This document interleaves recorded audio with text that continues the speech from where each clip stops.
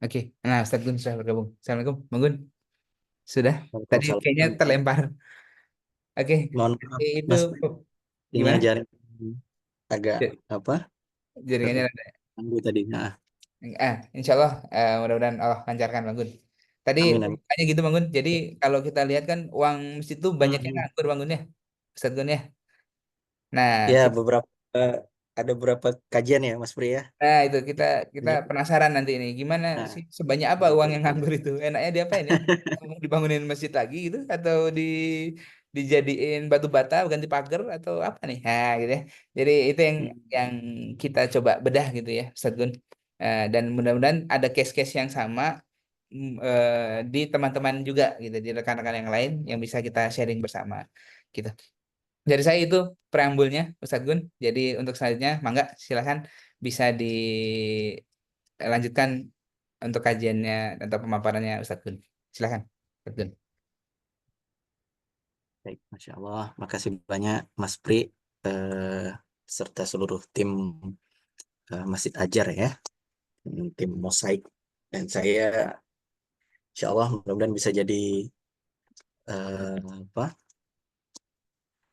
eh, bagian dari support sistemnya lah nanti untuk mosaik insya Allah Mas Bri. Insya Allah, insya Allah. Kita harus ini kolaborasi terus, Bang Gun, Ustadz Gun. Insya Allah. Jadi tadi apa sudah diperkenalkan Bapak Ibu sekalian profil Masjid Ajar. Ini juga ada santri-santri ya dari Masjid Ajar, kemudian dari sahabat-sahabat semuanya. Salam kenal semuanya, Masya Allah. Ini sahabat-sahabat lama juga nih yang masih saya ingat ya. Mungkin ada juga yang mungkin lupa ya kan, karena memang sudah lama nggak kita silaturahim ya, pertama lewat Zoom meeting. Ini ada Pak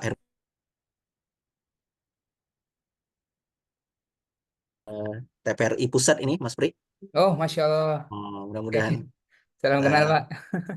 mudah-mudahan ini bisa juga menyebarkan informasi ini ke seluruh masjid TPRI di seluruh Indonesia. Ada Pak Urip ya, Insya Allah. Nah, ini memang tadi sempat disampaikan eh, Mas Pri bahwa memang ini dan Dokter Pri ya, alhamdulillah ini beliau juga sudah wisuda kemarin ya, beberapa bulan sebelumnya terkait dengan riset kemasitan juga, Insya Allah. Jadi memang ini sedikit berbeda dari program-program yang sudah ada ya, yang Masjid Enterprise juga pernah jalankan lewat program-program seminar kemasitan yang memang berfokus pada narasi, edukasi, literasi, terutama terkait dengan mindset kemasitan. Nah, tapi ini kita sudah mulai masuk ke spesifik karena ini memang kita pengen apa movement yang lebih luas lagi ya Mas Pri, terutama di kalangan akademisi, kemudian masjid-masjid kampus ya kan, atau masjid-masjid BUMN dan pemerintah yang mereka juga sebenarnya pengen apa memakmurkan masjidnya tadi. Tentu juga prinsip dan apa fundamental itu sangat penting juga untuk pemahaman awalnya. Nah, mudah-mudahan lewat Enterprise ini juga bisa menjangkau apa ratusan ribu titik masjid yang ada saat ini di Indonesia, bahkan juga mungkin masih eh, di masjid di seluruh dunia insya Allah. Amin, Nah, amin. insya Allah hari ini sebenarnya pembuka karena tadi sudah ada apa timelinenya, alhamdulillah Mas Pri sudah buat juga, insya Allah nanti akan ada apa tema-tema berikutnya. Jadi ini memang intinya kalau kata gurunda kita Sulukman, mulai aja dulu. Maksudnya apa? Mulai aja dulu karena kalau kita nunggu sempurna nanti nggak mulai-mulai nih Mas Pri ya. Jadi Ya, saya bilang ya udah siap Mas Pri. Saya ini ada data. Jadi ini sebenarnya data ini pun saya nggak tahu nih nanti mungkin di sini banyak ahlinya juga. Kita nggak tahu nih Mas Pri karena pengurus masjid ini kadang-kadang apa tawaduk Mas Pri. Padahal doktor ya kan profesor. Jadi kita malu juga nih nanti ini kan. Nah, jadi ini sebenarnya untuk memancing profesor-profesor yang tawadu keluar itu keluar ya, Bang Gun ya ya. keluar semua. Karena kalau udah di masjid tuh harusnya kan kalau udah di masjid nggak boleh ninggalin profesional juga ya Mas Pri ya. Ya. Jadi bagaimana tetap profesional nanti di masjidnya juga bisa diterapkan juga. Jadi sehingga jadi masjid ya kita belajar dari Masjid Al Azhar yang akhirnya alhamdulillah menjadi sebuah universitas besar ya. Dan rata-rata di Eropa juga kan universitas-universitas besar itu juga lahir dari tempat ibadah mereka seperti itu. Nah, mudah-mudahan nanti ini cikal bakalnya dari masjid ini juga akan lahir cendekiawan, apa ilmuwan ya. Nah, itu sebenarnya intinya sebenarnya. Jadi ini sebenarnya saya pemancing nih Mas Pri minta ya udah sebenarnya saya berat juga gitu ya. Riset nih di antara mungkin nanti ada profesor, ada doktor ya. Ya udah beranikan aja lah Mas Pri ya kan. Nih Bismillah. nah, bismillah. Jadi sebenarnya ini sebelum saya mulai nanti dengan slide Bapak Ibu sekalian, sebenarnya ini latar belakangnya memang ini ada survei yang saya sampaikan waktu itu dan waktu itu juga tujuannya belum kita belum ada gambaran ya kan belum ada apa framework lah untuk apa nanti digunakan tapi itu untuk kepentingan apa pelatihan lah seperti itu. Nah, jadi salah satu pertanyaan itu adalah terkait dengan dana masjid ya karena ternyata setelah akhirnya saya setahun ini melanjut S3 ya kan dan apa pengen juga mengkaji gitu kan apa sih yang menarik dari masjid ini. Nah, ternyata oh ada idle money nih ya seperti apa nih idle money nih ternyata memang di satu sisi ada yang apa kelebihan uang di satu sisi ada yang kekurangan Kurang. juga Mas Bri Ya, sebenarnya. benar. Jadi ada juga yang ternyata kekurangan itu jadi kenapa nih ya itu ya ada yang kurang aja terus ternyata memang programnya banyak gitu dan sebagainya atau memang juga kurang dalam artian tadi belum nanti Mas Pri mungkin nanti next pertemuan ada harus ada inovasi atau bisnis model yang harus diterapkan. Nah, tapi karena ini fokusnya idle money, kemudian juga nanti bagaimana solusinya mudah-mudahan nanti ini bisa menjawab lah atau ini jadi pengantar lah sebenarnya Bapak Ibu sekalian ya sharing-sharing kita. Baik, ini izin saya mungkin dalam waktu kurang lebih 1 jam ya, insya Allah untuk sharing. Masih, siap. Ini mohon maaf agak lama, ini perlu sinyal yang sangat kuat kayaknya di sini. Kayak hujan kayaknya. Nah, jadi mudah-mudahan nih jadi kayak apa ya? eh pengantar lah Mas Pri ya untuk nanti kita eh, menyiapkan riset-riset yang insya Allah lebih lebih baik lagi ke depannya. Jadi sebenarnya eh, tadi mungkin karena ini cerita santai mungkin apa saya pun juga baru menyiapkan ya selain yang tadi malam ya. Jadi tidak tidak menyiapkan jurnal-jurnal yang berkaitan dengan ini tapi apa kalau di lengkapnya itu ada insya Allah ya. Nah, jadi memang sudah dimulai dari Pontianak sebenarnya waktu itu sempat ada mahasiswa yang itu udah mengkaji juga idle money masjid di kota Pontianak dan ternyata memang sudah ditemukan juga khususnya di Pontianak waktu itu ratusan juta Mas Pri. Jadi ratusan juta apa dana yang mengendap. Dana mengendap ini dia bukan dana surplus ya. Surplus itu lain lagi. Jadi ini kalau surplus itu berarti pengeluaran dan pemasukan lah. Tapi ini memang dia simpan gitu dengan alasan yang bermacam-macam. Nah, jadi Bangun, maaf sebentar. Sebelumnya dipotong. Jadi kalau boleh, misalnya ini kan idle money gitu ya. Bahasanya kan agak agak mengerikan ya. Jadi idle money itu tuh uang nganggur berarti gitu kan ya. ya ya. Jadi apa? Kenapa apa disebut idle money di sini? Karena memang uang itu tidak apa digunakan ya Bapak Ibu. Artinya tidak diproduktifkan atau disalurkan. Nah, jadi seharusnya kalau fungsi uang itu kan dia harus mengalir ya kan. Artinya apa? Kalau misalnya apa uang itu digunakan, nah itu apa baru dia dapat dirasakan manfaatnya. Tapi kalau misalnya disimpan dan tidak apa tidak digunakan, nah itu disebut dengan idle ya. Idle Oke. dia mengendap ya, mengendap. Jadi bagaimana solusi dan inovasinya. Ini Bapak Ibu sekalian, sedikit lah perkenalan ya. Saya selain beraktivitas di sebagai pengajar sih sebenarnya, sebagai pengajar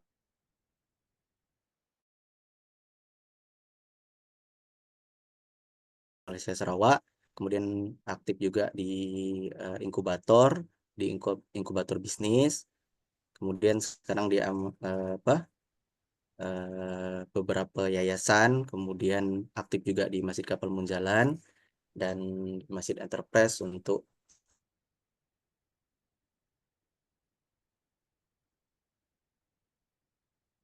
sedikit mengantar Bapak Ibu sekalian.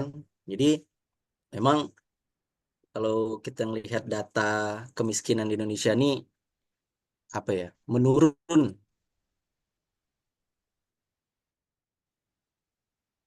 20 tahun terakhir, memang menurun.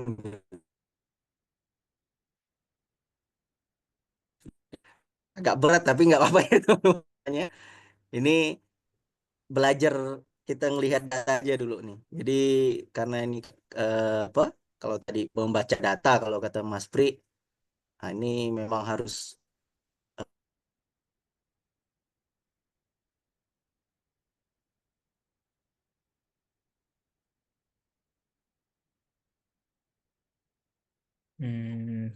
Assalamualaikum, bangun. Apa nyedet-nyedet nggak ya? Hmm, Sebentar. Banggun, suaranya kayaknya hilang ya.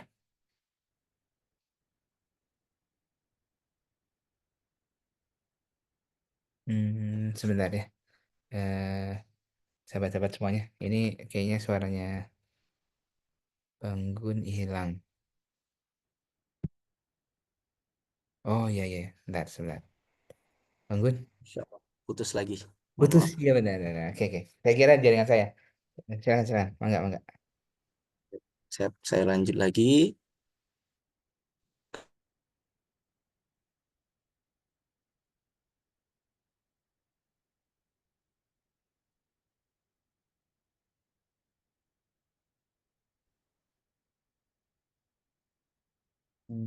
Belum tampil sih, sebentar. Sudah bisa, Belum. Tampil tampil tampil. Tampil. Atau videonya berat Bangun? nggak tahu nih gambarnya atau apa ya. Oh ya, boleh boleh. Video. Udah, Nah, tampil jadi tampil. Insyaallah. apa teman-teman semuanya, ini gambaran kemiskinan. Artinya 25 juta ini bukan angka yang sangat kecil ya. Ini besar ya, 25 juta orang itu hidup dalam kemiskinan di Indonesia.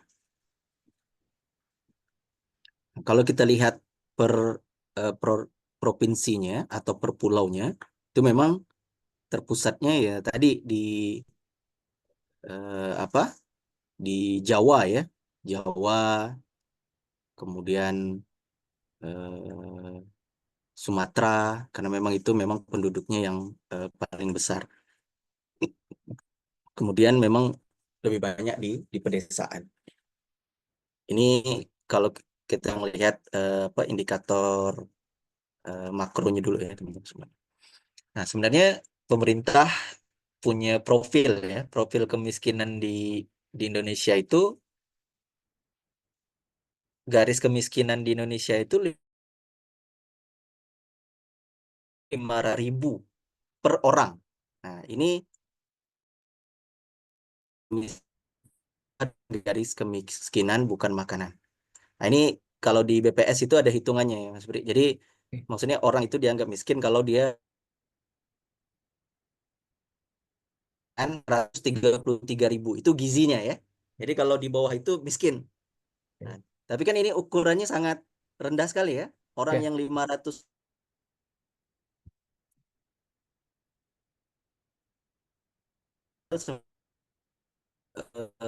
kalau kita ngelihat standar hidup layak, ini nggak layak harusnya ya. Tapi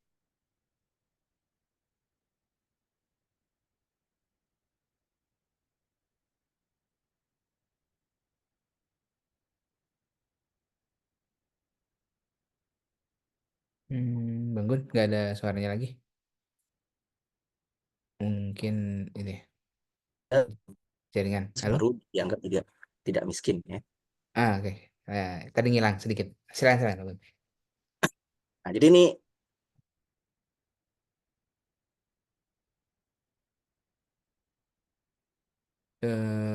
Sebentar. Bang Gun, maaf. Suaranya hilang lagi.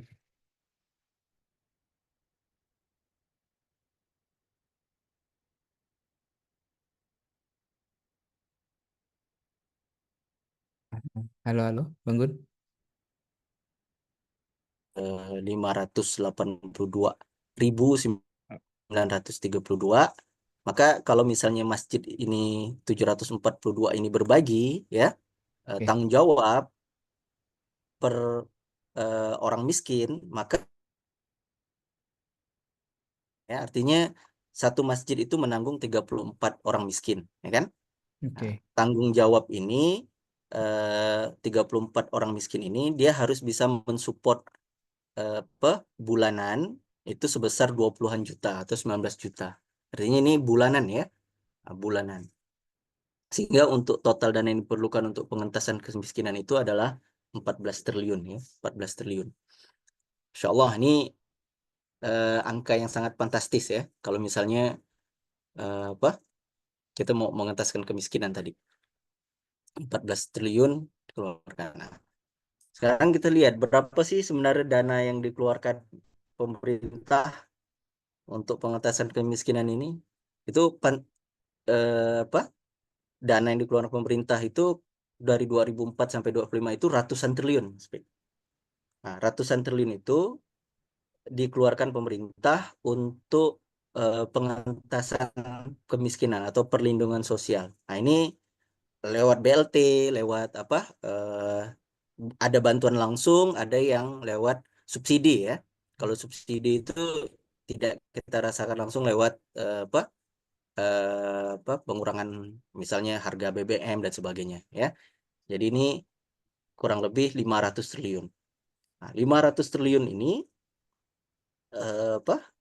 Itu dana yang dikeluarkan pemerintah. Sementara yang di potensi zakat ya, potensi zakat yang ada di Indonesia itu hampir 327 triliun. Artinya potensi dengan dana pengentasan kemiskinan ini sudah hampir mendekati ya. Artinya dengan potensi zakat, dengan dana yang dikeluarkan pemerintah ini sudah hampir apa mendekati. Nah, sekarang kita lihat dengan dana hampir 400 atau 500 triliun itu apa sih dampaknya terhadap kemiskinan di Indonesia? Nah, kalau saya lihat data, berdasarkan data ini nih, hanya menganalisa data saja nih, Mas Pri. ya siap. Eh, 2003 sampai 2004 dengan kenaikan ratusan triliun alokasi pengentasan kemiskinan itu pemerintah hanya mengurangi kemiskinan itu berjumlah 680.000. Oke, Artinya tidak sampai 1 juta. Sementara Basnas dalam laporannya itu dengan dana yang sebesar 32 triliun, karena potensi zakat Basnas itu 300 triliun, tapi dia hanya bisa menyerap 32 triliun saja, itu bisa mengentaskan kemiskinan 574 orang. Artinya zakat di sini sebenarnya bisa efektif ya oke, untuk efektif. Oke. mengentaskan kemiskinan. Karena dengan 32 triliun program-program 500. kemiskinan dari Basnas ini tadi bisa menghasilkan 574 ribu orang keluar dari kemiskinan. Sementara di Indonesia data globalnya dengan ratusan triliun hanya 680.000 triliun. Nah, ini nggak tahu nih Ya, apa menarik. penyebabnya, ya kan? Ya, Apakah oke. dengan pengentasan kemiskinan orang malah makin bertambah miskin ya, makin suka dengan kemiskinan itu, atau juga dananya tidak tepat sasaran dan sebagainya. Nah, itu mungkin perlu apa kajian lebih lanjut.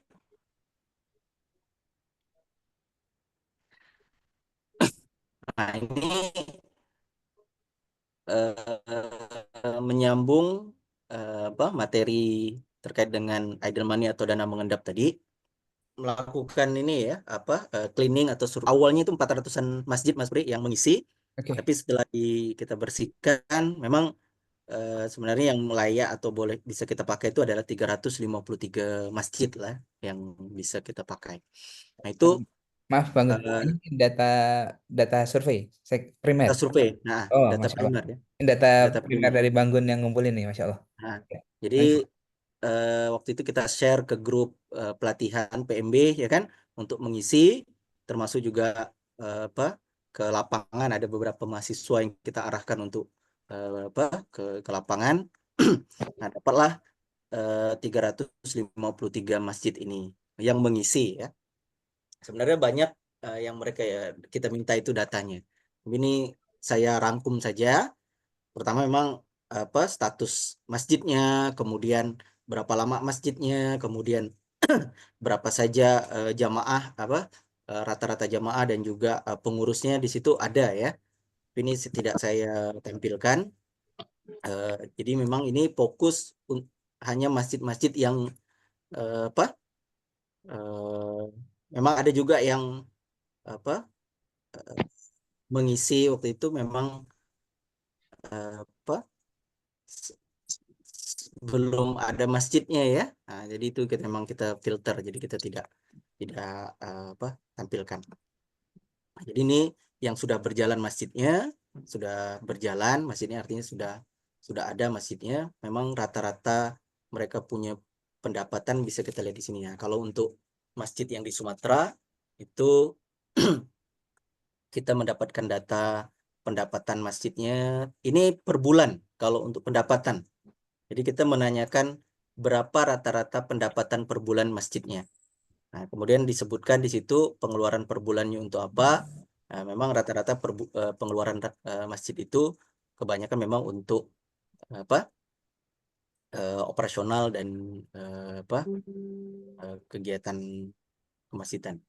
Kemudian berapa pengeluaran per bulannya? Ini kemudian kita totalkan dari 55 masjid ini dapatlah apa total 574 juta tadi.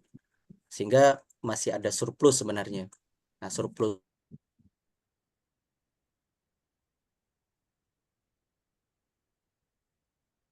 Oke, halo. ternyata Eh, luar biasa. Artinya oke. di Kalimantan ini sepertinya kekurangan program kayaknya. Artinya pendapatannya banyak gitu. Nah, Ya. terutama mungkin juga masjid-masjid yang kaya-kaya di Kalimantan Selatan. Ya. Nah, ini masjid-masjid tambang dan sebagainya itu mereka banyak ya apa menerima infak dan pendapatan, tapi memang pengeluarannya sedikit. Nah, sehingga surplusnya juga cukup besar. Nah, kalau di Jawa ini hampir seimbang ya, artinya memang pendapatannya juga besar, mereka pengeluaran juga besar karena program juga besar. Nah, ini tiga ini sebenarnya kalau Sulawesi Papua memang terbatas ini. Nah, Di selain sini dari ini makan surplus musim masjid, ya. kita juga menanyakan ada nggak mereka menyimpan uang di bank. Nah, ini idle-nya tadi, Mas Pri. Jadi Oke. idle ini pertanyaan, ada nggak mereka menyimpan uang di bank? Pertanyaan inilah kemudian dijawab oleh mereka sehingga menghasilkan hasil dari idle money ini. Nah, pertanyaannya ketika mereka menjawab ada, terus berapa? Kalau tidak, ya berarti lanjut.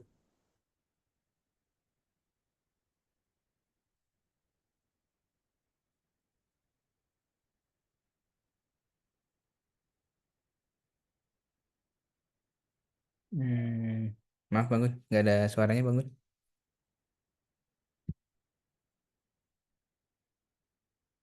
Hmm, halo,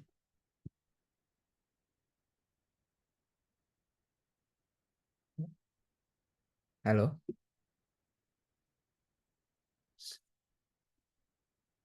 Sepertinya terputus ya.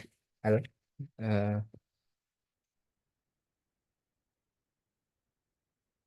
Sebentar ya, Bapak Ibu, Sobat semua. Kita tunggu Ustadz Gun ya, kayaknya koneksinya lagi mencari koneksi sebentar.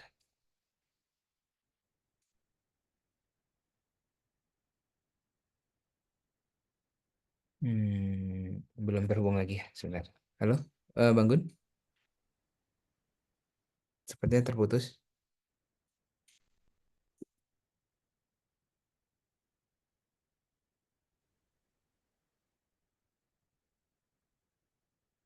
Halo, sudah saya.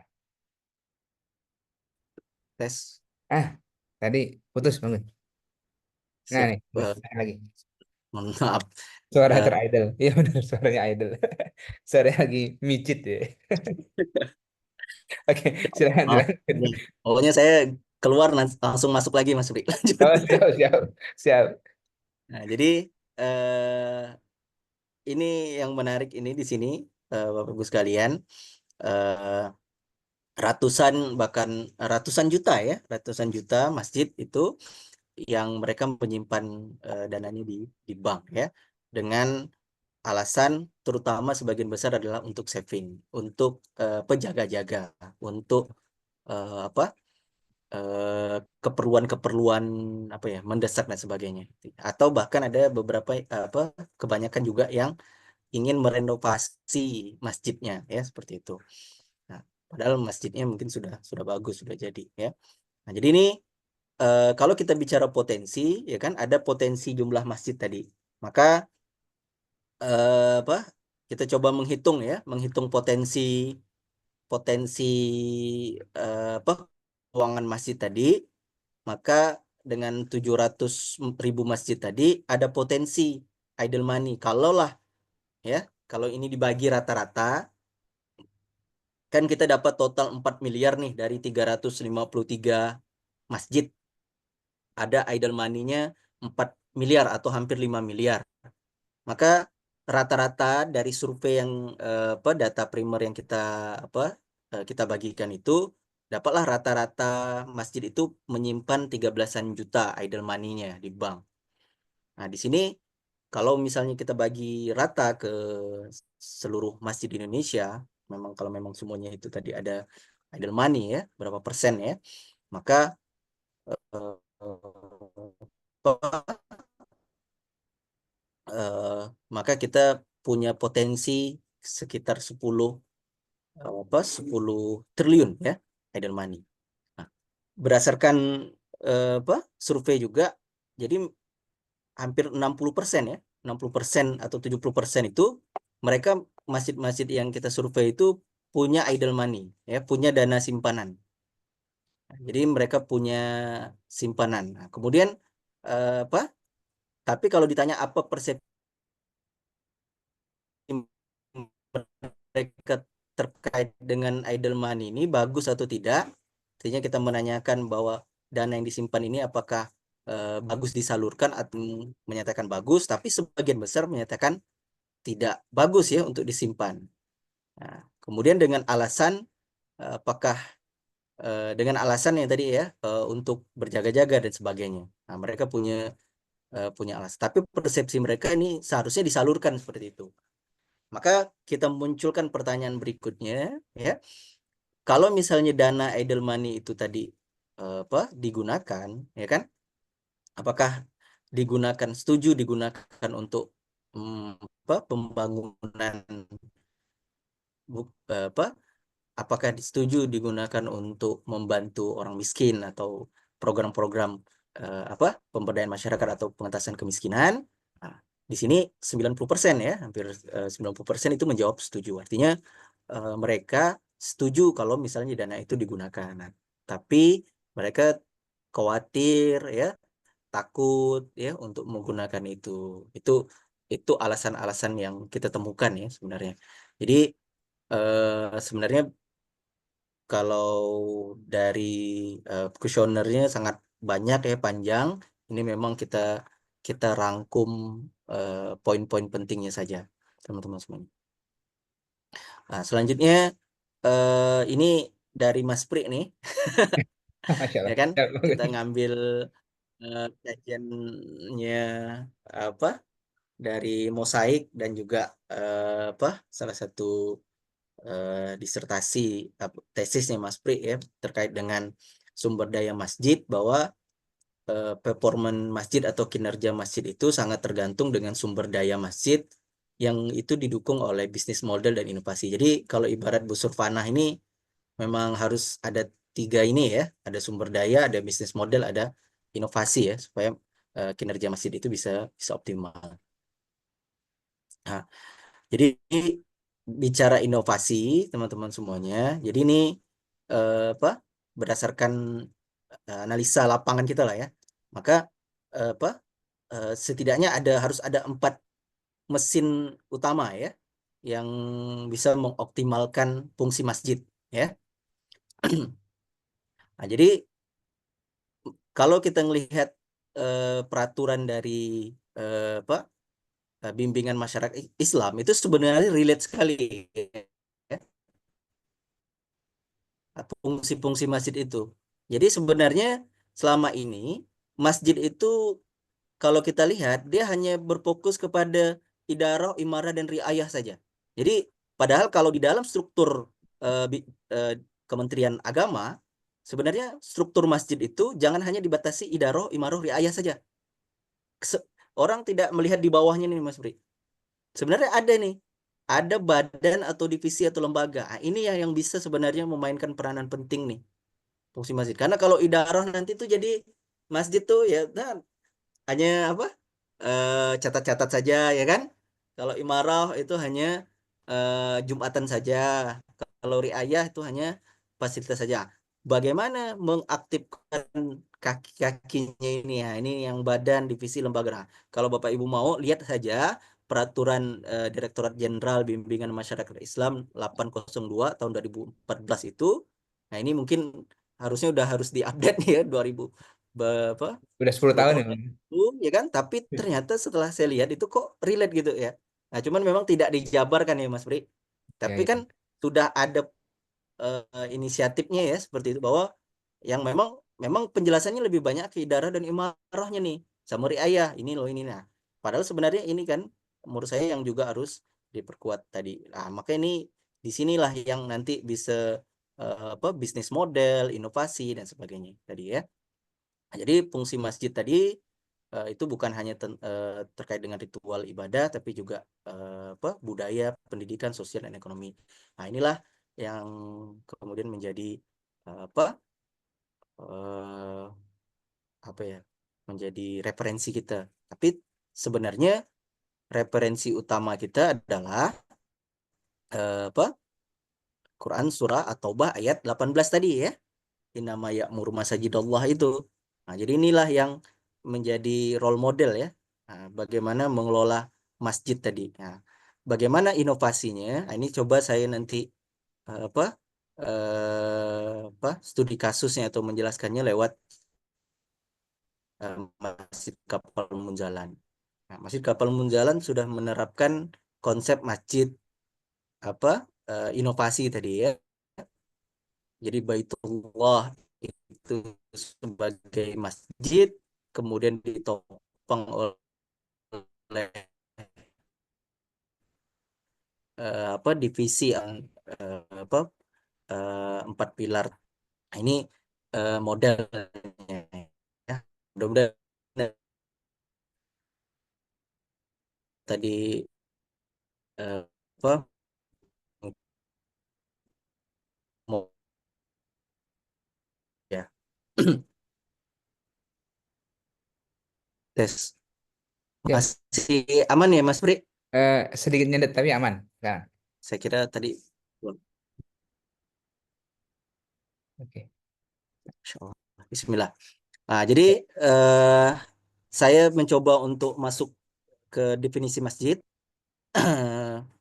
Ini tawaran solusinya ya, solusi apa supaya masjid kita bisa menjadi masjid yang apa berdaya.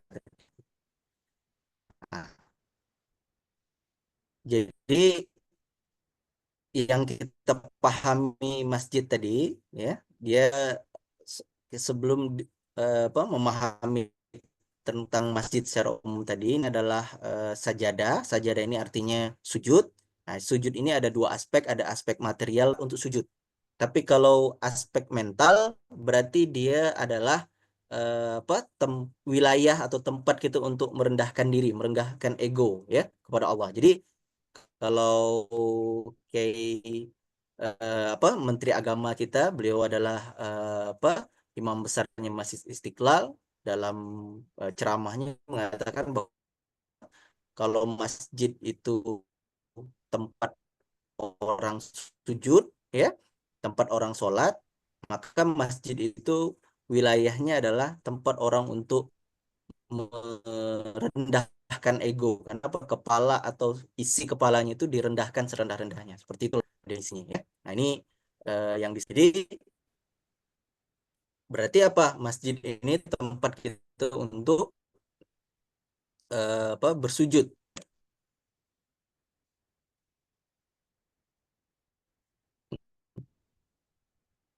Oke, Nah, sudah. definisi masjid ini harus kita pahami dulu. Ini saya ada eh,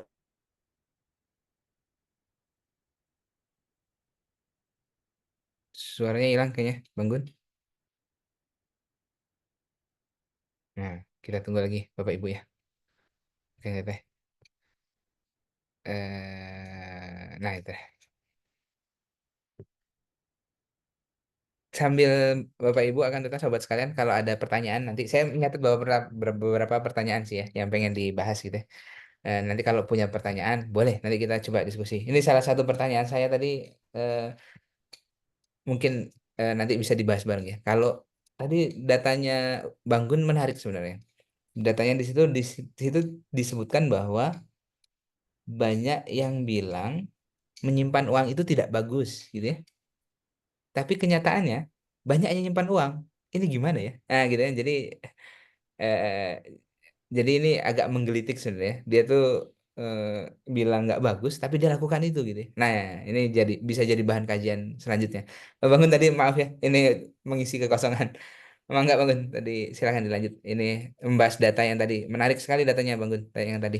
Mudah-mudahan kita bisa bisa ulik lagi datanya gitu ya supaya bisa jadi riset-riset lainnya supaya yang data tadi itu harusnya bisa menjadi pemecahan masalah untuk teman-teman masjid kita atau teman-teman yang ngisi mungkin ya seperti itu. Oke, mangga silahkan bisa dilanjut Bangun.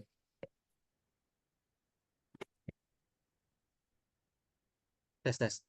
Nah, Kedengaran ya, Mas Pria? dengar dengar dengar, dengar. Silakan. Halo?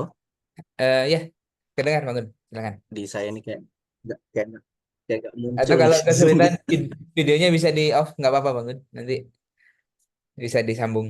Nah, ya, atau mungkin keberatan kali. Mungkin saya pakai suara aja Nah, boleh bentar boleh. ini, tapi belum Share nggak screen-nya belum kelihatan. kelihatan. Nah, sambil menunggu ya rekan-rekan semuanya. Hmm. Ini lagi menunggu proses sharing sebentar.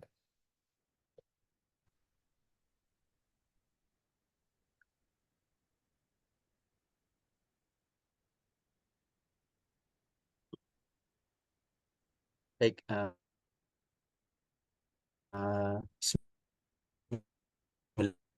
Bismillahirrahmanirrahim. Jadi tadi itu tadi mereka menyimpan itu tadi ada kepentingan dan sebagainya. Tapi m- mereka bilang sebenarnya tidak bagus nih. Nah, itu jadi Ya ada itu sesuatu ambigu di situ, ya kan?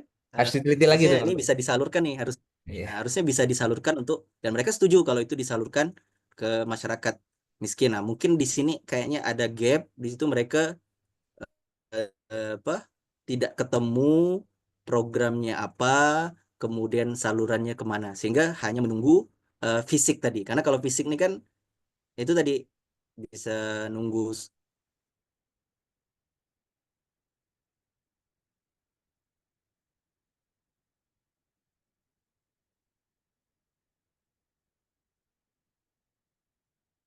Hmm, Sebentar. Putus lagi. Sebentar ya Bapak Ibu rekan-rekan. Mohon maaf kendala teknis.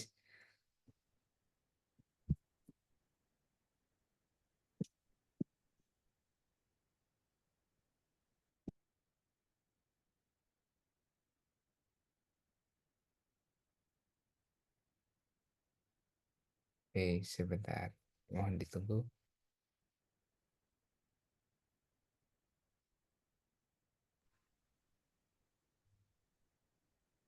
Oke, sambil menunggu Ustadz Gun. Kenapa ya putus-putus ya, Mas? Siap. Atau mau saya share Bang Gun?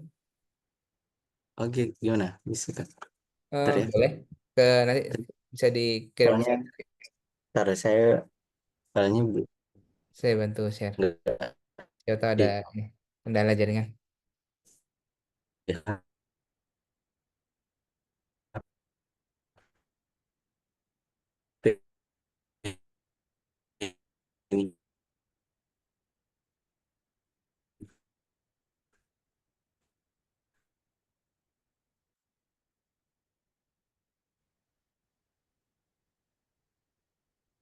Oke, sebentar sambil menunggu Bapak Ibu.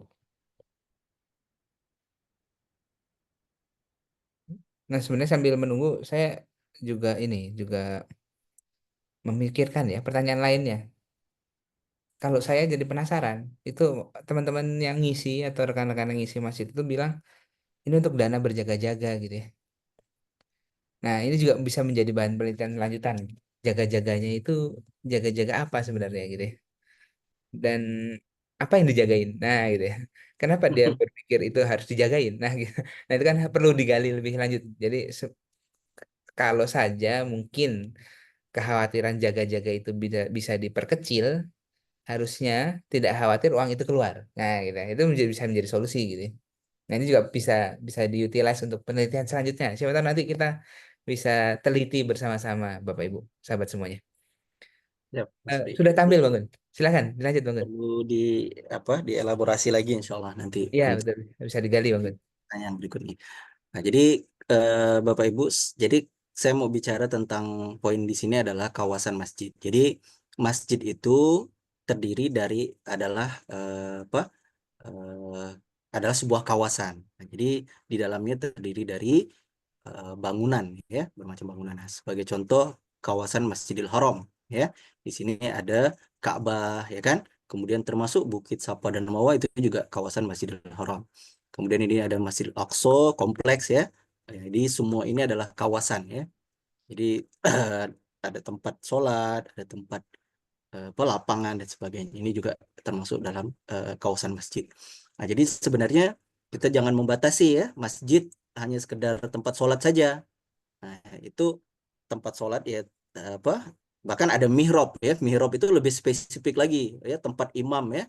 Nah, itu lebih spesifik lagi ya. Jadi musola itu memang tempat sholat. Maka masjid ini adalah sebuah kawasan yang mana termasuklah ada parkir, dapur, rumah, pengurus, lapangan basket dan sebagainya. Nah, ini sehingga di masa lalu sebenarnya masjid itu difungsikan bukan hanya sebagai tempat ritual agama, tapi juga berbagai macam program. Maka istilah masjid itu juga disebut dengan jami ya, yang berarti tempat berkumpul. Jadi tempat mengumpulkan orang-orang itu disebut jami ya, sehingga masjid ini menjadi tempat berkumpulnya manusia. Fakta-fakta ini menunjukkan bahwa masjid itu adalah sebagai apa tempat aktivitas sosial keagamaan. Ini apa kita melihat sejarah ya Masjidil Haram kawasannya semakin luas, insya Allah.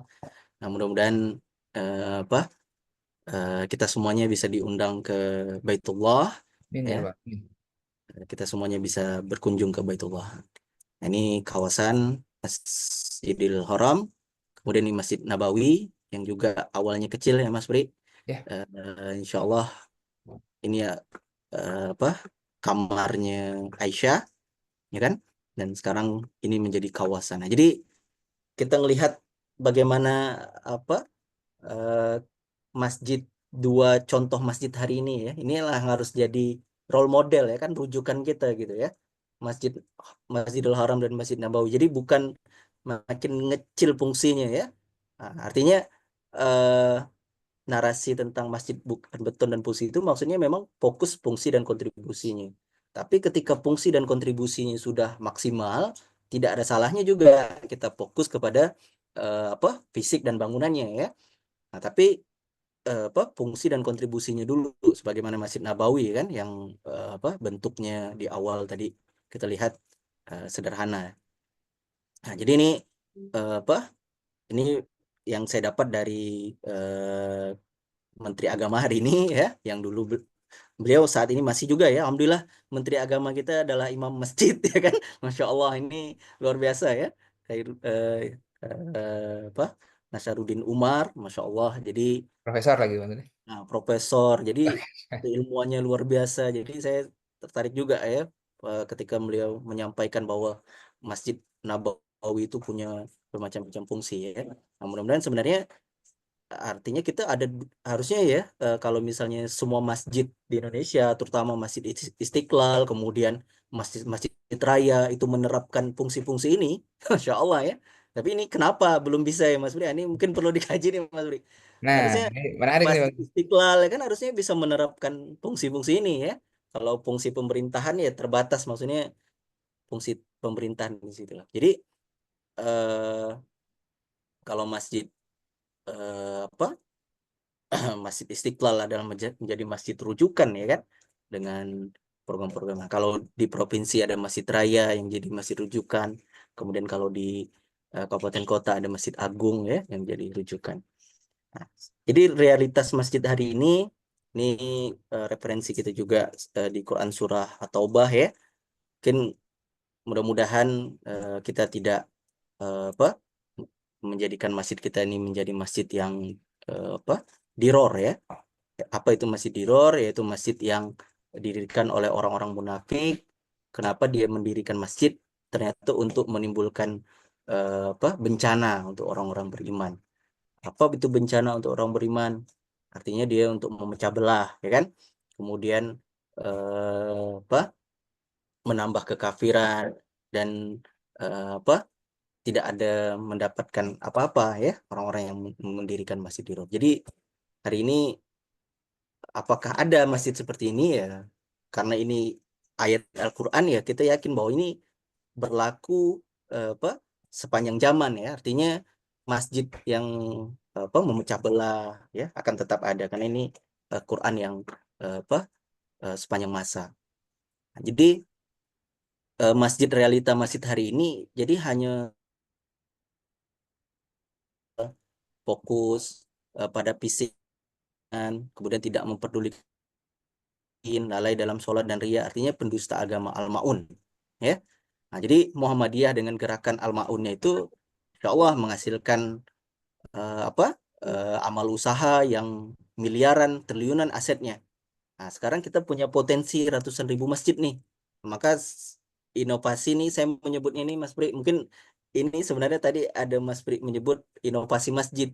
Jadi saya udah kepikiran gitu Mas Pri, inovasi masjid itu apa lewat apa ya apa yaitu menggabungkan referensi Quran dengan apa referensi dari Kementerian Agama. Nah, itu kita apa meredefinisikan masjid itu gitu ya. Ya. Yaitu kita menyebutnya Masjid 5.0. Apa itu Masjid 5.0 ya? Jadi lawan dari Masjid 1.0 ini. Karena kalau 1.0 tadi ya tadi dia hanya riayah, idoroh, imaroh, nah itu 1.0.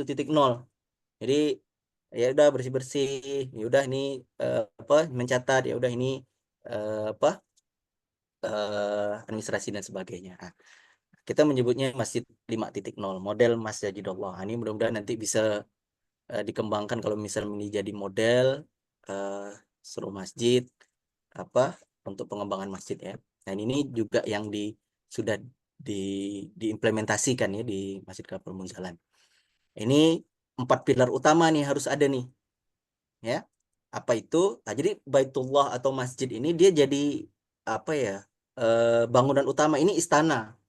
Jadi kalau Prabowo itu dia punya istana kepresidenan, dia ada kementerian kepresidenan atau kementerian sekretariat negara yang mengatur semua apa di kementerian-kementerian ya kan, mengorkestra, apa apa Koordinasi ya. mengkoordinasikan semua itu ya kan. Nah, maka perlu tadi Baitullah ini nggak boleh berjalan sendiri dia. Nah, dia perlu yang namanya 4 pilar utama tadi. Tapi harus ada yang mengorkestra. Nah, itu tuh.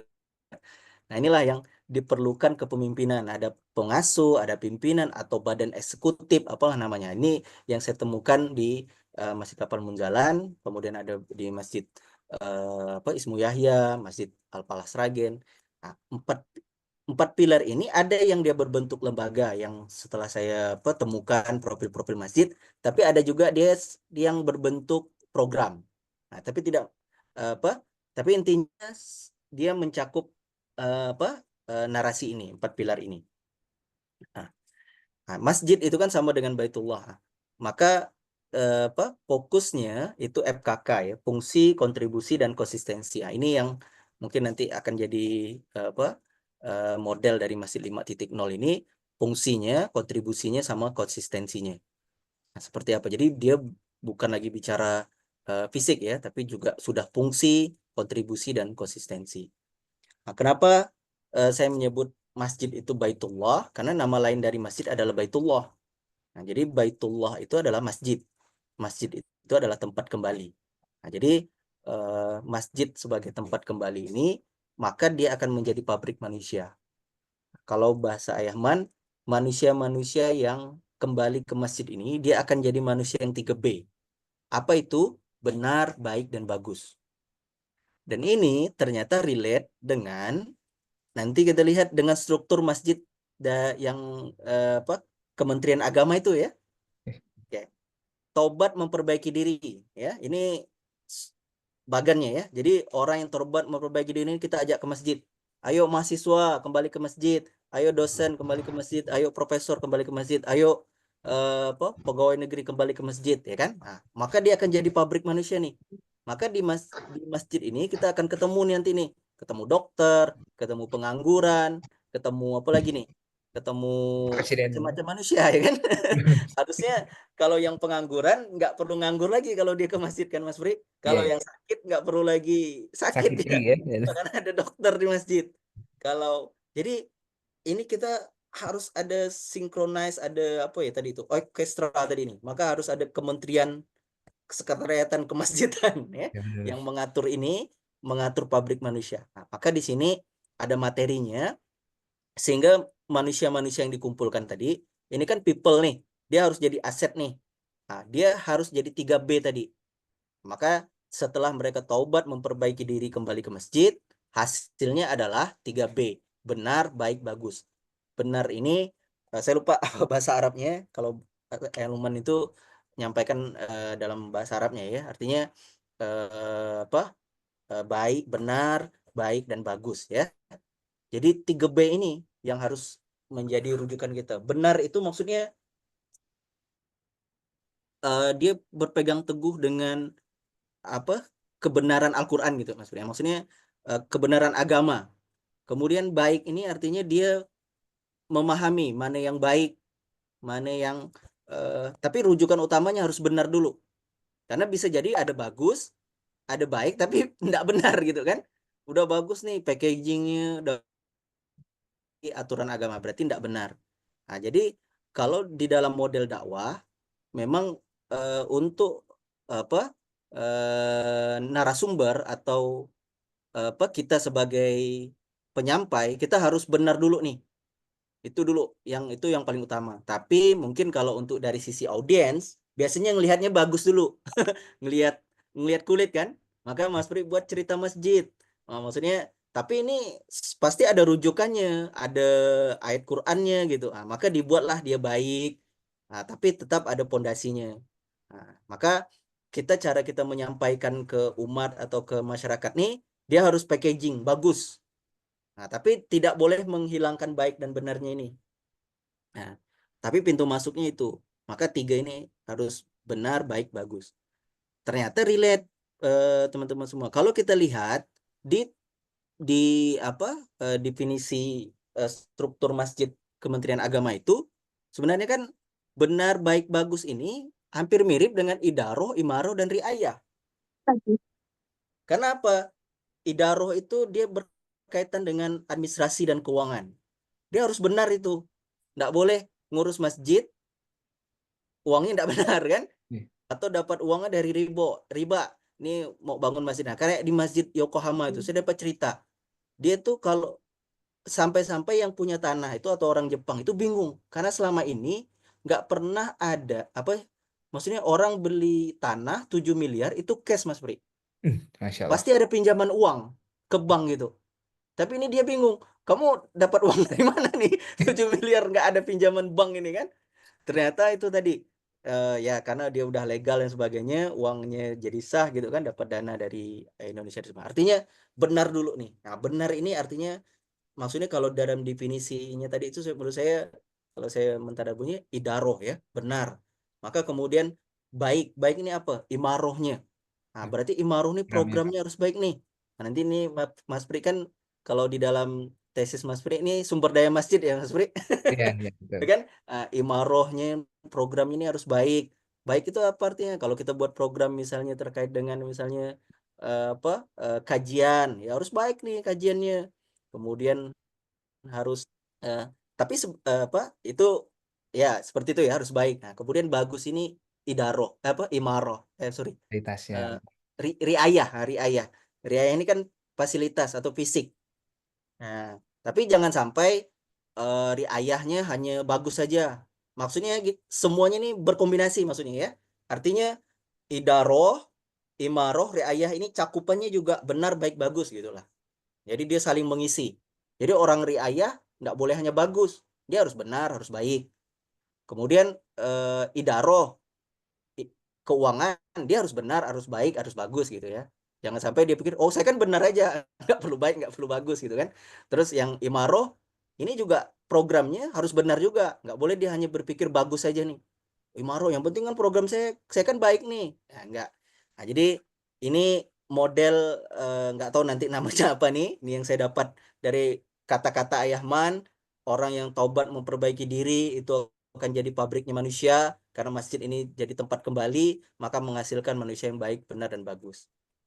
Nah, jadi nah, terus kita kombinasikan lewat ayat Quran surah At-Taubah ayat 18 ini. Yang memakmurkan masjid itu kuncinya orang beriman. Nah, maka Mas Pri, kita semua ya mudah-mudahan nih kita nih memakmurkan masjid ini apa sih modalnya? Kayaknya modalnya nih memang modal inilah nih iman kepada Allah dan hari akhir ya kan.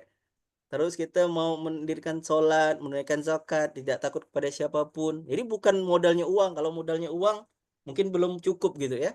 Tapi saya Masjid Yokohama, masjid yang lainnya ya, Masjid Munzalan, itu modalnya tadi iman, keyakinan. Nah, disitulah kekuatannya. Nah, kekuatan inilah kemudian yang menjadi model Masjid Allah. Apa itu?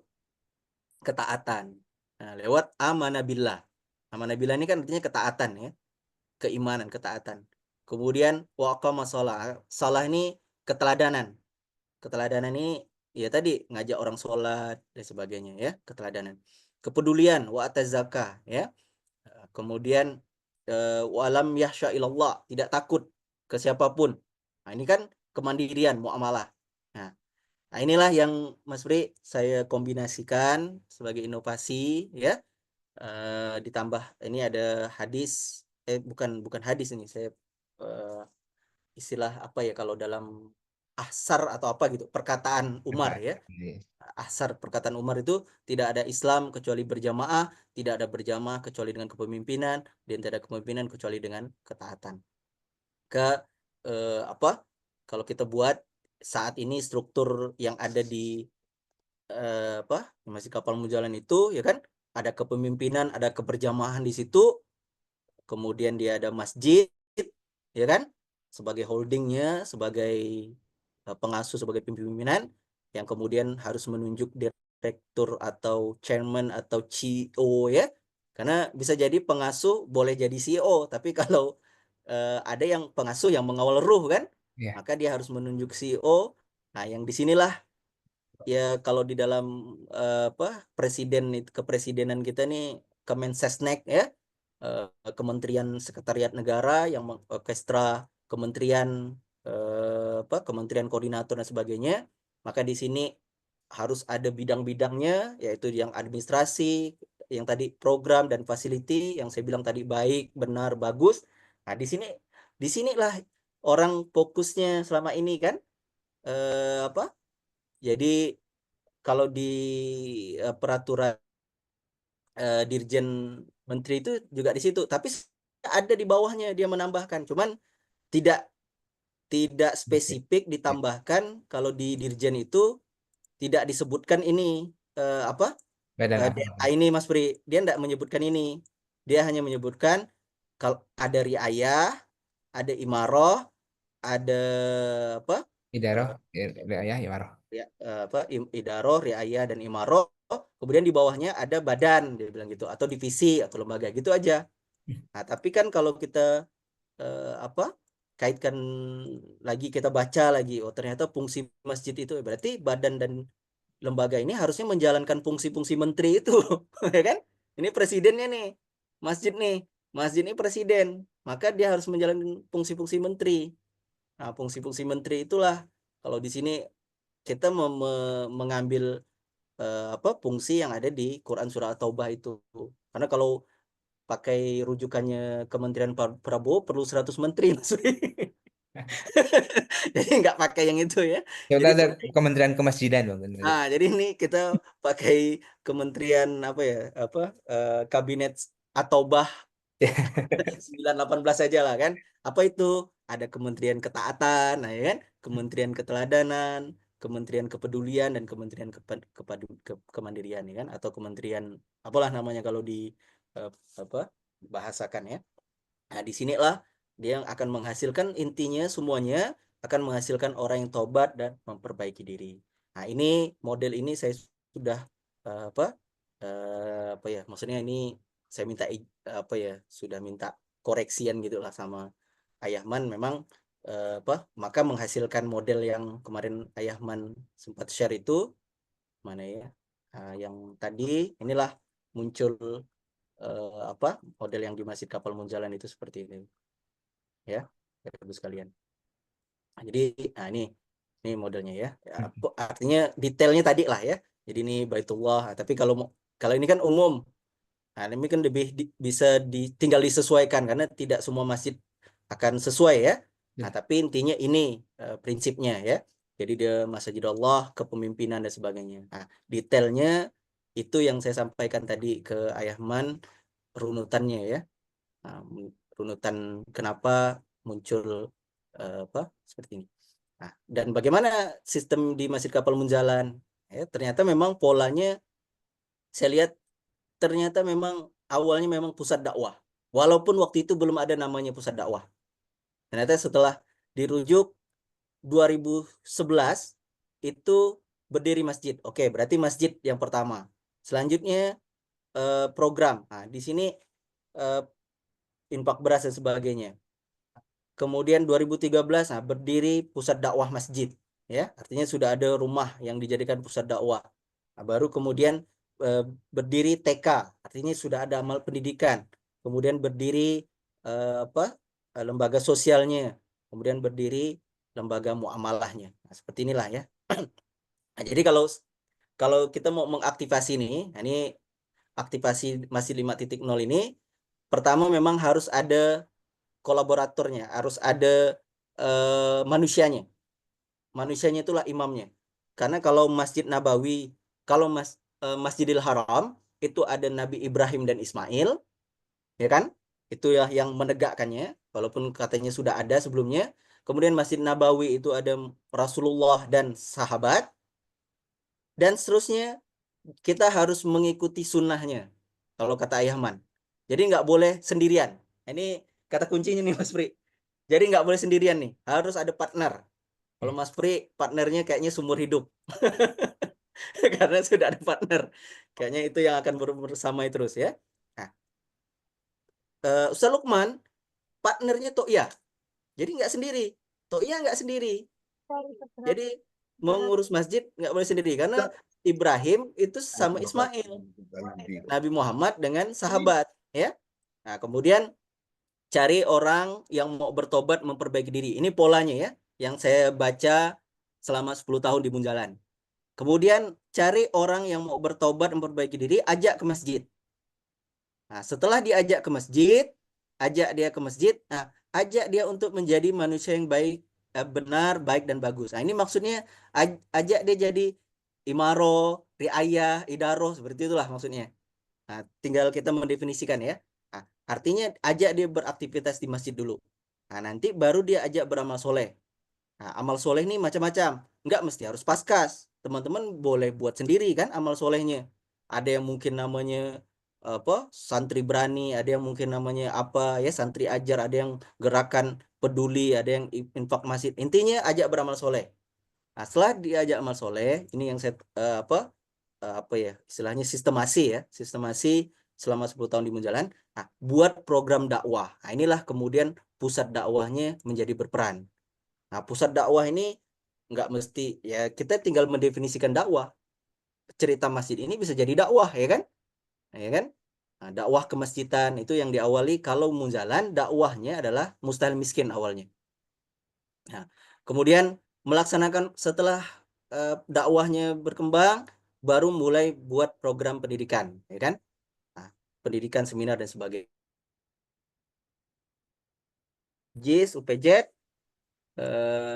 ini kemudian mempersiapkan pondasi usaha milik usaha masjid atau amal usaha. Nah, jadi ini apa polanya. Kemudian terakhir memperkuat kepemimpinan, sistemasi, kemudian memperkokoh keberjamahan dan harmonisasi dakwah dan komunikasi. Dan insya Allah ini kemudian kita bisa menjadi masjid 5.0. Nah, ini 4 pilar ini atau 4 mesin ini ibarat engine Bapak Ibu sekalian yang terus berputar untuk apa menjadi mesin apa kemakmuran masjid. Ini apa secara singkat ini profil Masjid Kapal Munjalan, ini struktur apa ya holding ya, struktur holding hari ini. Jadi dia ada masjid dan ada deputi-deputi. Ini hanya contoh ya, berarti menyesuaikan ya, menyesuaikan tidak harus sama.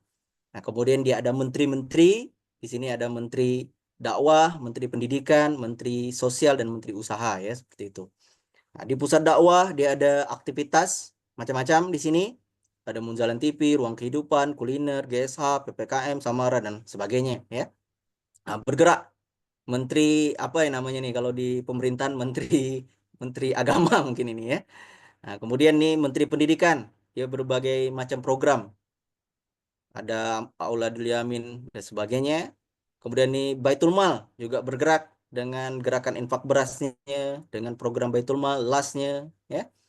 Kemudian amal usaha. Nah, ini juga bergerak dengan PT, Roti, Munjalan, Store, Mart, dan sebagainya.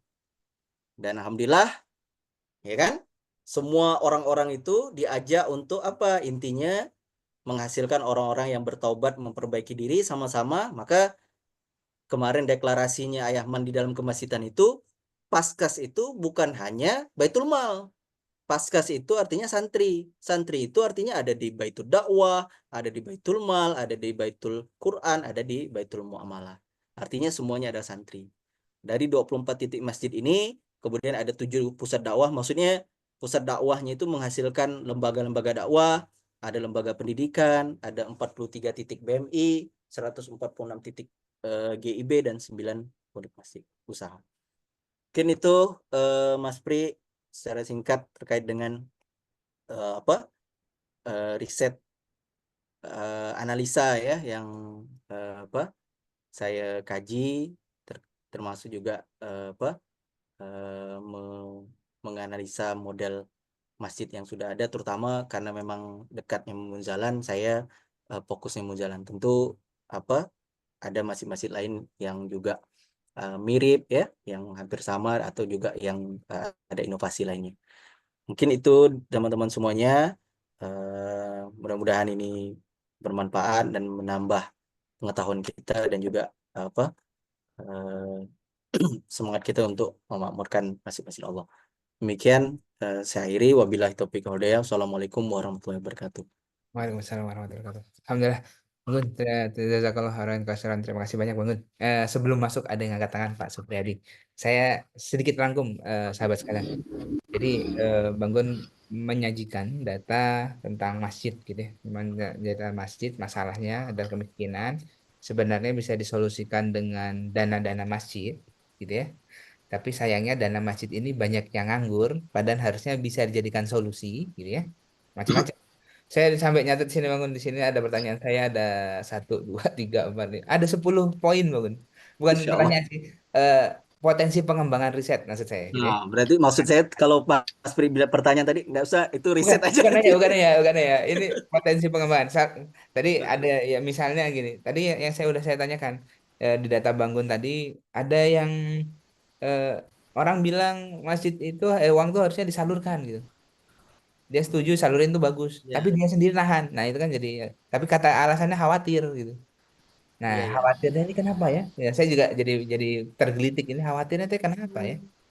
Apakah dia jangan-jangan pengurus masjidnya nggak percaya sama Allah gitu ya, yang bisa mencari solusi sampai nahan uangnya segitu banyaknya gitu ya? Kayak kayak Ya, tak benar. ya kan seolah-olah dia takut bulan depan tuh nggak punya uang lagi gitu. Nah, itu kan jadi ada paradigma kayak saya bilang ya, paradigma yang mungkin perlu di diolah gitu supaya mendapatkan solusi. Itu salah satunya. Ada juga tadi pertanyaan saya, bukan pertanyaan sih. Ada yang juga menarik tuh dari Bangun tadi bilangnya bahwa eh, masjid ini kan solusinya adalah gitu membuat masjid yang eh, sesuai Rasulullah SAW gitu ya. Saya juga jadi kepikiran. Kayaknya bagus juga kalau dibikin riset namanya misalnya amal soleh hub gitu. Masjid Mas, sebagai hub amal soleh gitu ya. Jadi hmm, jangan jangan halal hub saja gitu, tapi masjidnya hmm, jadi micro hub mungkin ya kalau dibilangnya. Hub-hub siap, kecil gitu ya yang nanti bisa menghubungkan amal soleh ini. Nah, itu perlu diriset juga. Jadi siapa tahu nanti rekan-rekan di sini atau sahabat ada yang siap, Mas Pri. Jadi memang perlu tertarik kemarin itu saya kayaknya saya nggak ada framework, jadi pertanyaan itu Waalaikumsalam. nggak relate. Oh, saya di sini hanya ini Bang. Saya hanya udah. ini menanya doang gitu, nanya-nanya doang, nanya. Nanti kita cari solusinya bareng, Dapat gitu ya. Idle Money, setelah itu ngapain ya kalau udah ada Idle Money ya? Ya, Kalau kira-kira banyak-banyak lanjutkan lagi. penasaran saya Nah, gitu. Nah, mungkin teman-teman juga rekan-rekan sini banyak yang penasaran. Ada salah satunya Pak Supriyadi. Kita dengarkan mungkin ada pendapat atau masukan beliau atau yang ingin beliau sampaikan. Silakan Pak Supriyadi. Mangga, waktu dan tempat. Alhamdulillah masih ada. ya, Assalamualaikum warahmatullahi wabarakatuh. Waalaikumsalam. Waalaikumsalam warahmatullahi wabarakatuh. Apa kabar Bang Gun? Masya Allah. Alhamdulillah Pak Supriyadi, Masya Allah. Sehat Pak, Ya, lama tidak berjumpa. Alhamdulillah. Gini Pak Pri, Mas Gun. Nah, tadi Mas Gun sudah, Bang Gun sudah menjelaskan tentang struktur ya Masjidillah. Nah di atasnya itu pengasuh atau pimpinan, kemudian di bawahnya ada director, chairman atau CEO. Hmm. Ya, Kemudian di bawahnya itu ada imarah, irodah, idaroh ya, dan riayah. ya, Ya. di Eh, kalau prinsipnya. apa? Kalau dalam pikiran saya itu sebagai pengasuh atau pimpinan itu adalah eh, ya semacam kalau di yayasan itu mungkin pengawas, penasehat, pembina. Kemudian di bawahnya director chairman itu adalah badan pelaksana harian lah gitu ya, ketua, bendahara. Apakah begitu eh, apa kenalannya Mas Banggun? Terima kasih.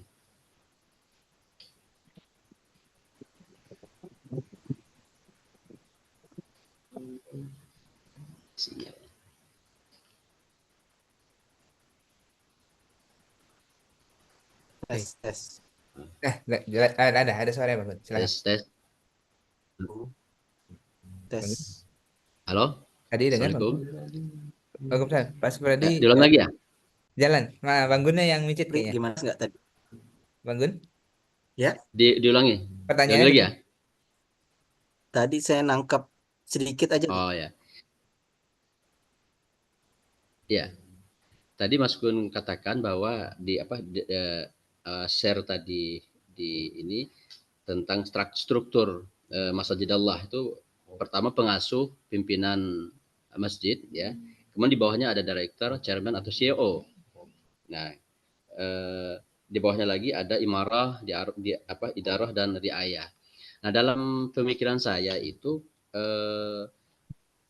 pengasuh pimpinan itu berada semacam kalau yayasan itu semacam pembina, pengawas, kemudian yayasan ya.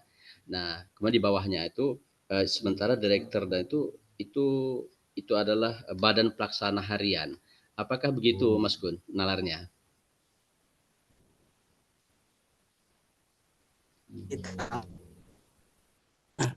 Boleh saya jawab langsung, Mas Pri? Ya, silakan, silakan, Bang Gun. Silakan. Mangga. Nah, jadi eh, eh, Bentar, suaranya nyedet, Bang Gun. tentu bisa apa, mengimprovisasi atau menyesuaikan ya model-model ini ya.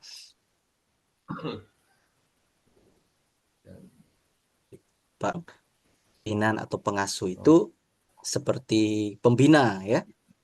Kalau di dalam yayasan, kalau dia berdasarkan yayasan ya, jadi kan ada yayasan, ada apa, pembina, kemudian ada pengurus harian ya kan. Nah, maka direktur ataupun tadi CEO itu seperti badan pengurus hariannya ya, ditunjuk seperti itu. Nah, jadi apa, kalau yang di Munjalan ya seperti itu.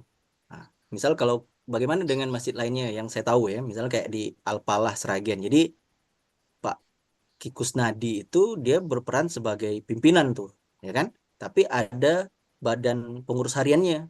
Nah, yang ada pengurus harian, istilahnya kayak manajer masjid atau direktur masjidnya seperti itu. Nah, jadi tinggal kita mau apa, mengapa harus seperti itu, ya kan? Karena kalau apa, ini kan kalau struktur ini ya, struktur yang sudah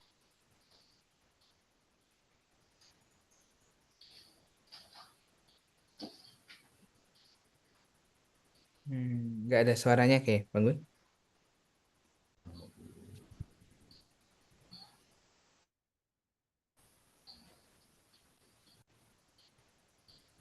Kapan nggak ya? Bang Gun, Kapan nggak ya? Nggak ada.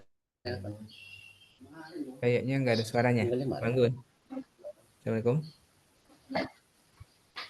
Nah, kayaknya tersendat. Sakit. Nah, Berapa tahun? sebentar Pak Supriyadi, kita menunggu Bang Gun. Bang Gunnya terputus nih kayaknya. Oke, ya, oke. Mungkin tadi ada pertanyaan tentang ini Pak Supriyadi, tentang struktur ya. Nah, ini juga bagus banget. Saya juga, Pak Supriyadi, saya terima kasih atas pertanyaan Pak Supriyadi. Saya jadi jadi berpikir bahwa seharusnya ada penelitian ya, yang untuk meneliti bahwa struktur seperti apa yang fit untuk masjid di Indonesia ini loh, gitu ya. Jangan-jangan nanti bisa dibagi. Ya, maksudnya adalah kalau jami itu, nah kita bisa menjadikan saran atau masukan ke kementerian, jami itu sebaiknya strukturnya gini loh. Nah, gitu. Masjid publik itu segini strukturnya, Masjid Agung tuh ini strukturnya. Karena menurut saya Pak seperti itu. Kayaknya sih nggak bisa struktur Masjid Agung kita bawa ke masjid yang level bawah, karena itu terlalu eh, bertingkat gitu ya. Dan juga sebaliknya, nggak bisa struktur masjid bawah kita bawa ke masjid yang atas gitu ya. Nah, mungkin perlu ada penyesuaian struktur ini, perlu penelitian gitu ya secara kualitatif atau survei nanya-nanya gitu untuk memfitkan gitu. Nah, itu juga bahan yang bagus. Mudah-mudahan nanti kita bisa memprovide itu juga gitu sebagai saran. Oh, kalau masjid yang dikelola rekan-rekan adalah masjid jami, sebaiknya strukturnya kayak gini loh. Nah, gitu ya. Nah, itu terima kasih banyak Pak Suri. Kalau dari saya terima kasih banyak atas pertanyaannya. Jadi saya kepikiran juga, bagus juga nih ya. Oh enggak Pak Ya, Survadi. satu lagi Pak Pri. Satu lagi Ya. Pak Pri. Ah, kalau dia di atasnya ada pimpinan, kemudian di bawahnya ada director lagi, nah itu pemegang otoritas kebijakan tuh di mana? Apakah di pimpinan pengasuh atau di direkturnya? Nah, iya benar. Kalau Pemegang kebijakan. betul Pak Surya, ya. Itu apa namanya? Eh karena akan sedikit berbeda perannya gitu ya. Perannya kalau dia anggap sebagai pimpinan atau pengasuh, sorry, pimpinan atau namanya itu apa, bukan pengawas ya, pembina, nah gitu ya. Ada yang bisa mengambil Pembina. kebijakan teknis, ada kebijakan non teknis. Nah, sedangkan kita mungkin orang kemasjidan atau saya sendiri gitu belum belum ada tuh referensi baik dari kementerian atau dari hal lainnya yang berkaitan untuk mengatur ini, wewenang gitu ya, wewenang ini. Ini juga menarik juga nih. Harusnya sih kan tidak boleh ada dua matahari dalam satu bumi gitu ya.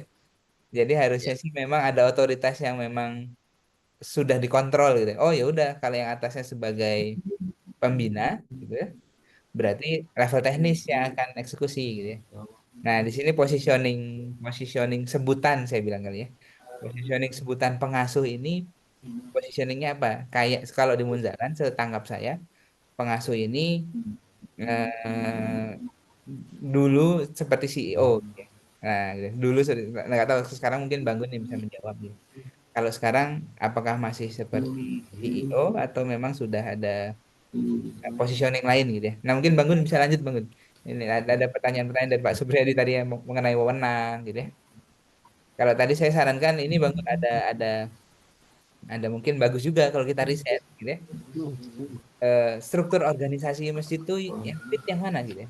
Nah, kita bisa sarankan ke level DMI mungkin kalau bangun di DMI atau di Kementerian Agama. Kalau Jami itu gini loh strukturnya. Kalau masjid komplek tuh gini. Ya, kalau masjid itu tuh gini ya. Nah, mungkin mungkin itu juga jadi bahan penelitian juga. Tadi Ya, mangga ya. bangun mau lanjut penjawaban Pak Supriyadi Mangga.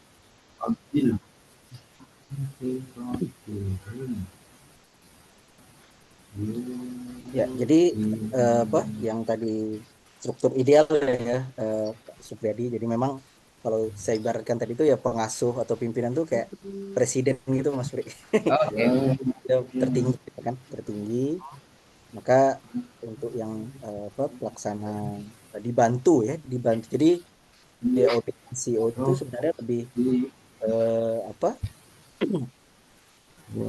pengurus harian atau apa eh, kesekretariatan lah seperti itu Nah, untuk mengorkestra apa bidang-bidang pokoknya. Nah, tentu ini agak apa ya berbeda kalau pakai struktur hanya sekedar menggunakan struktur yayasan yang apa biasanya kan pembina tuh kayaknya nggak hanya ini kan Mas Pri maksudnya ya pasif. hanya nama aja biasanya kan Ya, hanya pasif. simbol biasanya gitu tentu itu akan berbeda ini tapi ini memang benar-benar kita maka di situ struktur yang memang wewenangnya kuat gitu paling atas ya kan artinya pengasuh dan pimpinan itu paling tinggi artinya bukan simbolis oh ya udah kita tempatkan dia nih karena dia pejabat dia kemudian banyak relasi ya enggak memang paling kuat di situ kita lah misalnya kalau Masjid Ajar ya kalau saya boleh contoh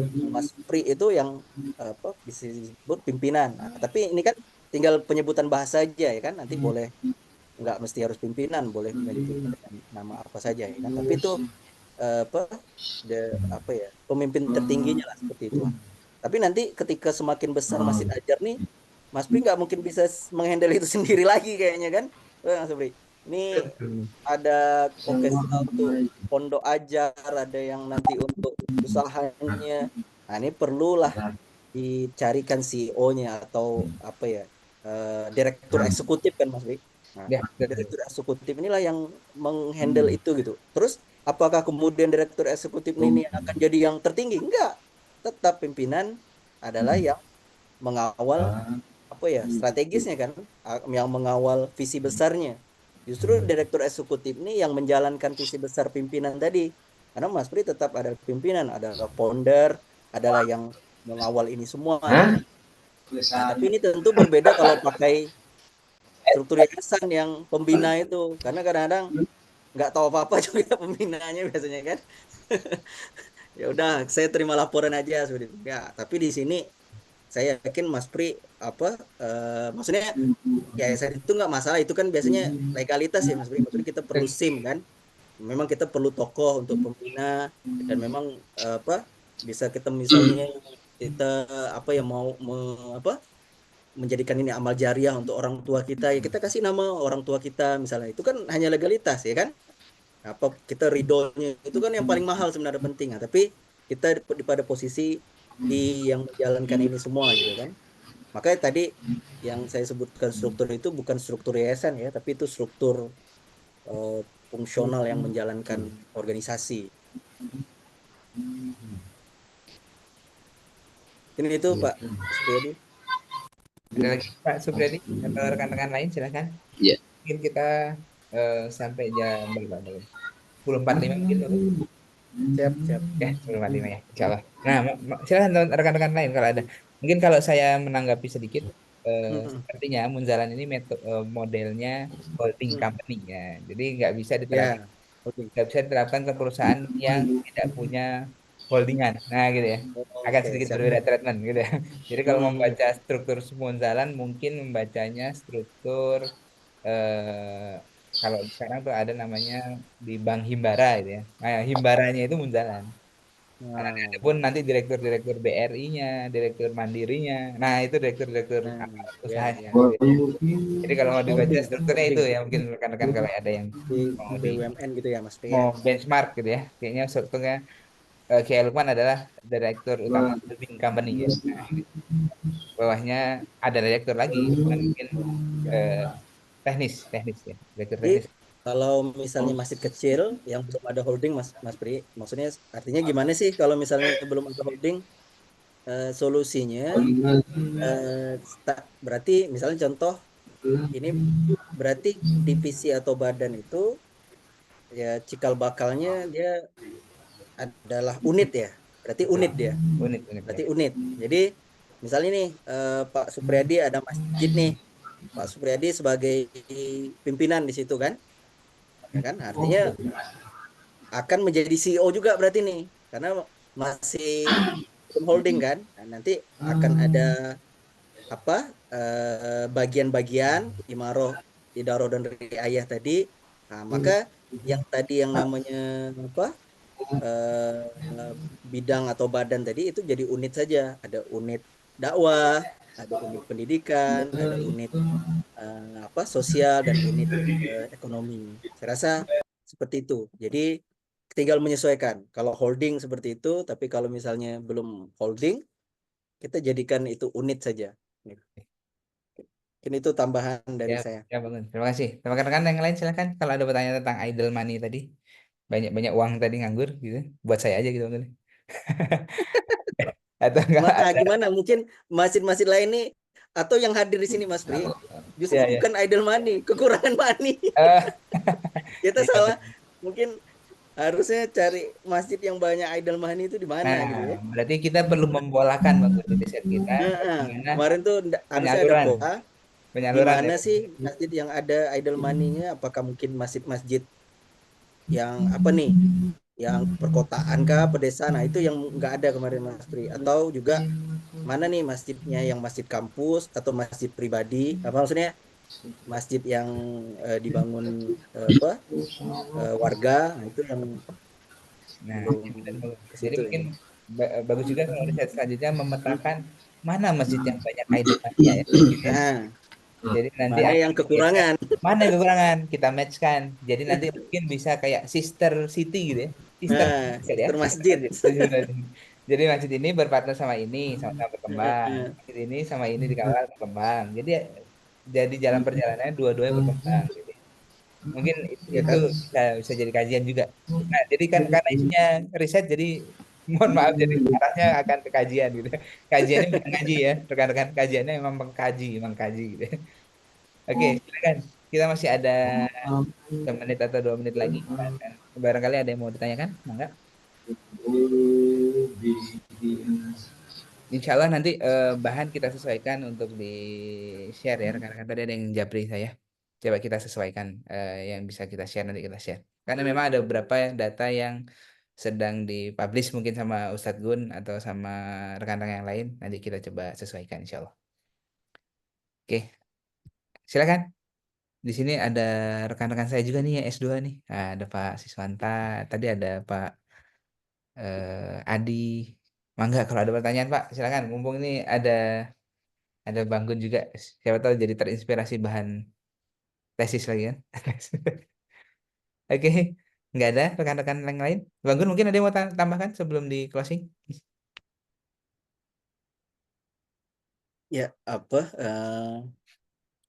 harapannya sih memang apa niat kita ini kita mengkaji tentang masjid ini Mas Pri ini bisa jadi solusi lah, solusi model untuk pengembangan masjid itu yang bisa berdampak ke masyarakat. Artinya ketika kita sudah tahu nih bahwa memang tadi ini kan kayak pintu masuk aja dulu nih ya, berarti ada suatu apa ya, suatu apa ide besar ya bahwa masjid itu punya potensi ya kan. Kemudian potensi ini bagaimana untuk pengembangannya, nah, lewat model inovasi dan apa, maka ini perlu riset. Nah, mudah-mudahan ini apa langkah awal kita untuk apa ya, menjadikan masjid-masjid itu insya Allah menjadi multifungsi, multikontribusi, tapi dengan sistemasi, kemudian juga dengan apa data yang insya Allah itu bisa bisa apa bisa di apa dimanfaatkan gitu untuk apa terutama untuk pengentasan kemiskinan, untuk apa pemberdayaan masyarakat. Itu sih Mas Pri Siap intinya. banget. Hmm. Alhamdulillah. Berarti kalau saya simpulkan, rekan-rekan, sobat semuanya, di masjid Indonesia masih banyak yang idle, ini ya kita. Nah, kita perlu mencari, Bang Gun tadi menawarkan solusi, itu uang idle-nya itu coba dengan struktur yang Bang Gun sarankan tadi, Baitullah, Baitul Mal dan lain sebagainya tadi, itu sebagai saluran untuk menyalurkan gitu sebenarnya ya mungkin bangun ya jadi bisa salurkan ke Baitul Quran bisa ke Baitul Mal dan Ya. supaya nggak mengendap nah itu salah satu saja solusi yang dari Bangun nah saya yakin rekan-rekan lain punya solusi lain atau masjid lain punya solusi lain nah itu yang perlu kita kita carikan bersama-sama gitu ya solusi lain lagi yang seperti apa yang bisa kita provide gitu ya nah nanti kalau siapa tahu ada kepikiran sesuatu dan kan kita ada di dalam satu grup nah siapa tahu butuh dirisetkan sesuatu gitu ya. Wah boleh silakan silakan dikirimkan ke grup kita kita tukeran misalnya Bang Gun Kang Pri itu saya butuh riset tentang ini loh gitu ya nah, kita coba ulik lah ya. Kita coba ulik bareng. Itu gimana solusinya? Nah, supaya semakin penasaran, kita insya Allah akan ada volume 2. Nanti masih bersama saya dan mudah-mudahan Bangun juga. Di sini membahas kinerja masjid. Nah, jadi kita menilai dari kemarin tuh, ini di spill dulu ya, spill. Di spill. Dari 500, 450 sampai 500 masjid, kita mencoba menilai persepsi jamaah terhadap kinerja masjidnya itu seperti apa sih? Nah, gitu. Nah, kita sudah punya tuh datanya. Insya Allah nanti kita akan share di volume 2. Gunanya untuk apa? Karena gini rekan-rekan, kita tidak bisa bergerak tanpa tahu persepsi orang ke kita tuh apa sih gitu. Jangan-jangan kita bergerak ke arah yang salah. Nah, gitu. Nah, dengan persepsi kinerja masjid ini gitu ya, kita tahu, oh yang kurang tuh apa sih? Kita perlu improve apa? Oh yang terlalu kaku tuh apa sih? Kita perlu improve apa? Nah, insya Allah kita akan ceritakan di cerita masjid kedua. Mudah-mudahan insya Allah 2 minggu lagi bangun ya. Semoga Allah Dengan lancarkan, lapangkan ya insya semuanya. Allah. Itu, teman. Jadi kalau merasa mungkin oh ini agak bermanfaat nih. Nah, kita masih di grup yang sama lah insya Allah ya. Kita akan bagikan cerita-cerita, data-data yang menarik tentang masjid.